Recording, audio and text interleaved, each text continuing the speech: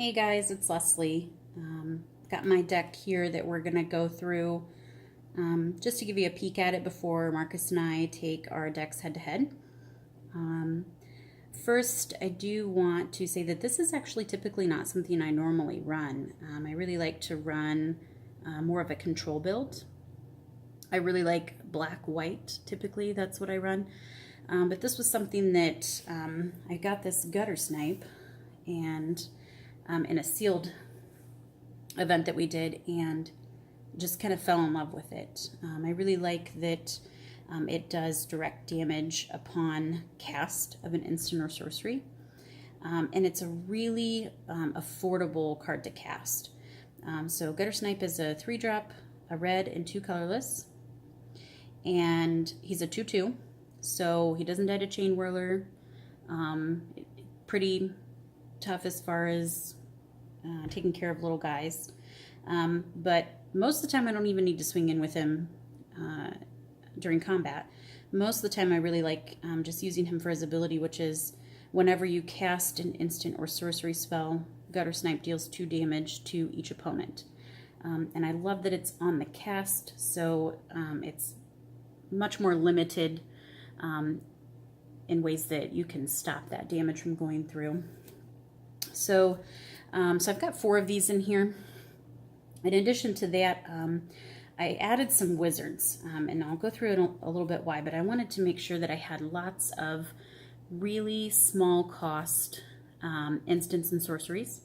And having wizards gave me some additional options that made some instants and sorceries cost less to cast. So I have 2 Get You Lava Runners. So 1-drop, 1/2, and this works really well too with the instants and sorceries going on because if there are 2 or more instants and or sorcery cards in the graveyard, it gets 1/0 and has haste. So it's nice having a 1-drop come out. Most of the time he has 2/2 and haste. I also have a couple of Viashino Pyromancers in here. This one is a common, but it actually really helps me out with this deck that I've got going here. When it enters the battlefield, it deals 2 damage to target player or planeswalker, and it's a 2/1. So I know that he kind of dies really easy, but I really like that enters the battlefield effect. And with his power being 2, he can get rid of maybe a small creature that's been kind of bugging me, or just to make it so that there's not an additional blocker on the field if I need to get in with some extra damage with one of these 2. With these 2, I wanted to add in a wizard that was going to kind of make them better. So I used this Adeliz, the Cinderwind. It's a legendary creature. It costs 3. It's a red, a blue, and a colorless. 2/2. So again, nice that it doesn't die to Chain Whirler. It's a little bit tougher to get rid of it than as far as low drop creatures go. Has flying, haste, and says whenever you cast an instant or sorcery spell, wizards you control get 1/1 until end of turn. So again, going on that instant sorceries theme, everything kind of synergistic wise works together. I can cast an instant or sorcery, get a trigger off of Guttersnipe. In addition to that, if Adeliz is out and I Get You Lava Runner, that's going to give it a buff up, which is really nice. So let's get into some of the cards that I've got in here then to help with getting these things to work for me more so than just being creatures on the field. So to start with, I've got some Shock, which not only does damage but is really cheap to cast. And going along with that Wizards theme, I have Wizards Lightning, which costs 2 less to cast if I have a wizard out. If I don't, it's just 3. It's not horribly expensive. Does 3 damage to any target. As a backup, I have a Lightning Strike in here as well, so that I've got a 2-drop that does 3 damage if I need to cycle something out later on, like if I'm sideboarding or something like that. I also want to be able to get to these instants and sorceries, my damage ones, as well as my Guttersnipe. So I have 3 opt in here. That's the wonderful 1-drop that lets you scry 1 and then draw a card. Also, to help with having some protection and a very low cost instant. I have dive down in here. So this does a few different things for me. It will help me to keep my Guttersnipe on the battlefield if somebody's targeting it with a murder or Vraska's Contempt, something like that.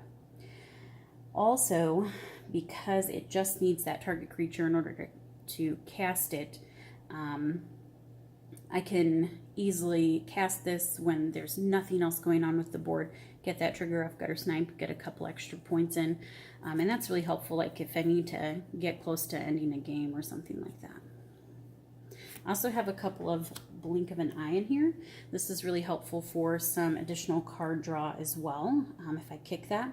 And with everything in here being low cost, you'll see once we get done that in the main deck, nothing costs more than 4 mana. So having that blink of an eye with that extra card draw there is really helpful to get more stuff into my hand and hopefully get more triggers off that Guttersnipe. So to help keep some control on the board state, as well as, again, having those triggers from Guttersnipe, I have 2 Vraska's Contempts. I use Vraska's Contempt for planeswalkers, big creatures, things like that. Typically I want to try to keep those things from coming out, so I do have 2 negates and 2 disallows. And I like the disallows. I think that that's a pretty obvious one. It's probably the most versatile counterspell. But in addition to these, I wanted to have hard counters in the deck because in our meta, we come up against a lot of control decks, but we also come up against a lot of big creature decks. And so I didn't want to have to do a lot of change out with my counter spells. So I do have 2 Wizard's Retorts and 2 Admiral's Order. And going with that wizard theme there again, the Wizard's Retort is nice because that will cost a little bit less if I have a wizard out on the board. The Admiral's Order is even nicer if I've got a creature out on the board that just attacked and then I need to do some countering on that same turn. It's only going to cost me 1.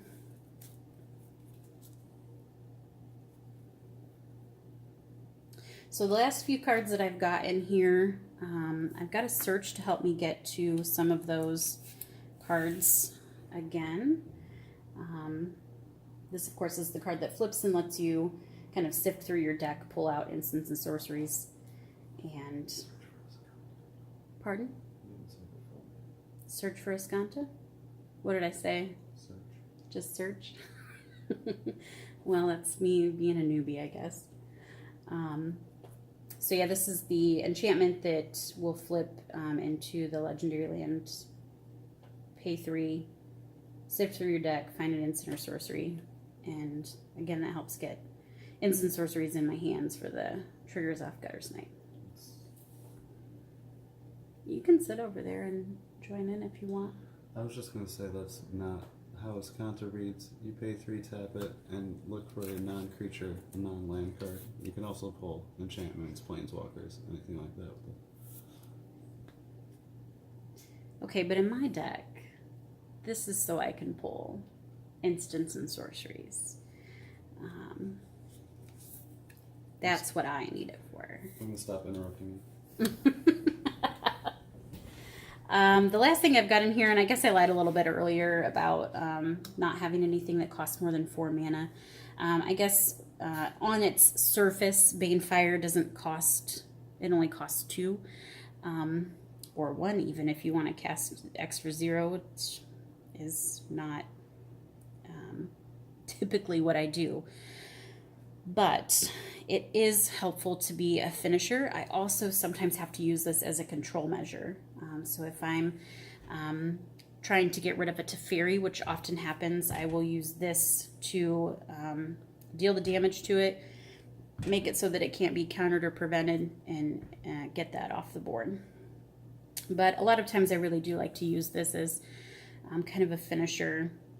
Get out 6 mana, cast it for 5, can't be prevented, do a couple extra damage with Guttersnipe, and that deals a lot of damage. A couple of those and usually seals the game for me.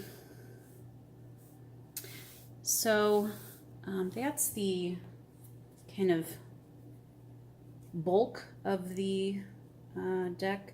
The rest, going through the lands, obviously I do have some basic lands in here. I've got more islands than swamps and mountains, but important nonetheless. I have a couple of highland lakes in here. I'm kind of cheap and I like to play with what I've got. So that helps to give me options there without breaking my bank.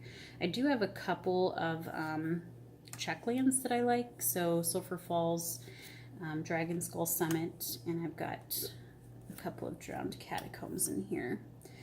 Those are nice because most of the time I can get those to come in untapped.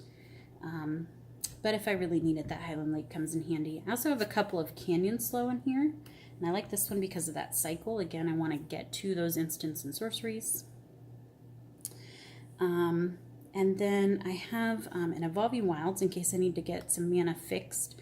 Especially having like the Disallows and the Wizard's Retort if I need to cast something that needs that 2, or the Vraska's Contempt even needs that 2 mana color on. That Evolving Wilds has been really helpful. I also have a Memorial to Folly in case I need to get back typically my Guttersnipe. But sometimes I have used it to get back one of the wizards if I really needed it. I also have a Detection Tower here.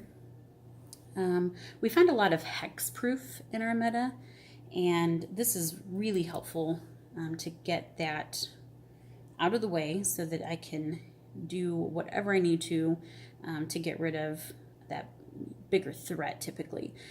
So your Vine Mares, your Carnage Tyrants, and then I can take care of that with my Vraska's Contempts or a Blink. Even with the Carnage Tyrants, sometimes that Blink is all I need that one turn. And of course the Banefires can really help with that too if I can get rid of that hexproof and target it. So this is my little deck. I haven't really come up with a name for it yet. It's kind of got like this fire and water type thing going on with it that I like. But it is really fun to play. It has been surprisingly quick and does a pretty good job. I wouldn't call it tier 1 like Marcus's deck, but it definitely is fun to play and does quite a bit of damage. So, all right. So next video we post is going to be us taking these 2 decks head to head, so you can kind of see how they work. So we'll see you in a bit. Thanks for watching.